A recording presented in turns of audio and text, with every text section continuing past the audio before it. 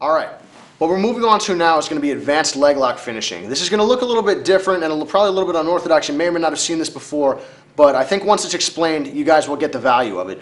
Right now, if Tim puts me in a standard reverse heel hook, or a heel hook of any kind, notice, Tim is prepared to turn my heel towards my left, his right.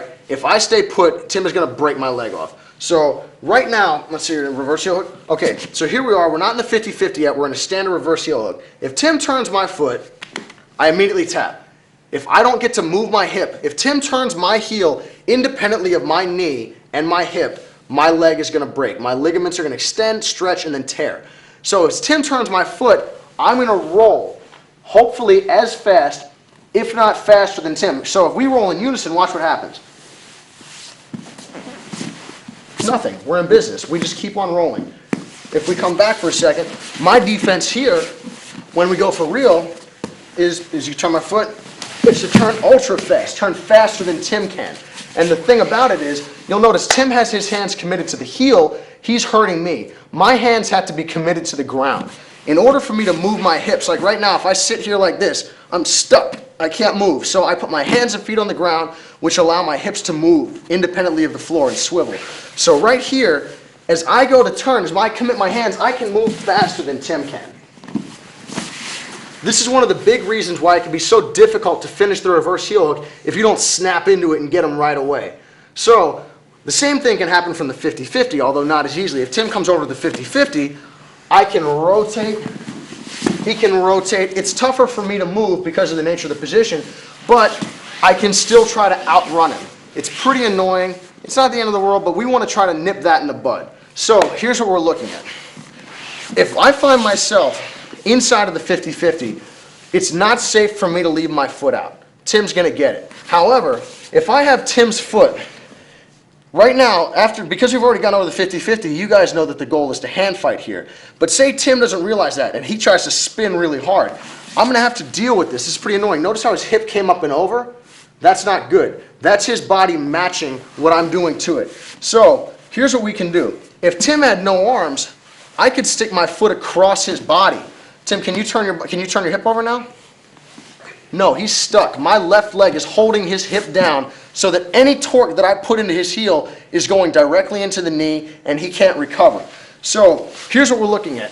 Mid-transition on the 50-50, I was able to successfully do this to Henry Matamoros. He's a pretty good black belt. And the idea is I turn Tim's heel, and as soon as I realize that he's committed his hands to the floor, I know that I can leave my feet open. I can't just do that normally because he's going to footlock me. But I've got my grip already on his heel. Tim starts to turn. I turn with him. Mid-transition, my foot comes across. He keeps trying to turn. He gets stuck. He was expecting to keep rolling. Bang! And there goes their leg. The reverse heel hook works the exact same way. That is a reverse heel hook, but the standard configuration reverse heel hook looks the exact same and works the same way. Here we are.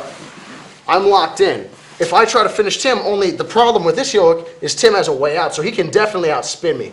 What I'm looking to do here is I'm going to step my foot. I could stick my foot across here, or if my foot is threaded inside, I can stick my other foot across. The idea being simply to hold down Tim's far hip so that it can't match his roll. When I move, I don't want the rest of him moving. I want to staple him to the ground as I turn his heel because that's what's going to tear his knee.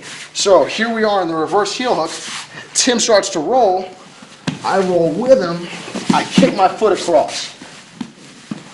My foot's it looks as if my foot is at risk, but there's no way he's going to beat me in this race. I've already got my hands on his feet. By the time Tim even thinks about going back for my foot, he's done. Also, let's say absolute worst case scenario. Tim does manage to catch my heel. I'm going to win this here. I've got the reverse heel hook. Tim's knee is isolated. Tim's turning my foot. It's definitely going to, I wouldn't want to let this happen and sit here, but my knee has some play in it. You'll notice my knee is not isolated. As a result, my ligaments, my knee is going to be able to move to compensate for the torque Tim is putting in it. Contrast that here, if we say ready, set, go, and we both turn, now I may get tweaked, but Tim's going to the hospital. So it's very, very important to understand this is a situational response only, but the idea is you can get as creative as you like. Let's take it one step further. The same idea, if I could push Tim's foot away, Tim, if you try to turn, please. If I push Tim away, this accomplishes the same end. It's just not quite as stable. my foot's not at risk, but Tim can dodge my foot and turn. So here's what we're looking at. If you ever find yourself in a situation where you're attempting to finish your opponent and they start spinning, you can, once you get comfortable with these positions, remove one limb and stomp it across their body to pin their hip down with the purpose of pinning their hip. So I start going for the footlock, Tim starts to turn, boom, right here. Now we finished. Tim's knee is going to be done. In the transition of the 50-50, I would not recommend doing this until they commit their hands to the ground. Because if I sit here like this, let's rotate a little bit so everybody can see. Obviously, if I sit here like this, I could run myself into some trouble. But what we're doing, again, is mid-roll, my foot is making its way from the triangle to crisscross, and I'm not flaring my knees, I'm extending them. Can you lift your hips, Tim? No, if I flare my knees, can you lift your hips?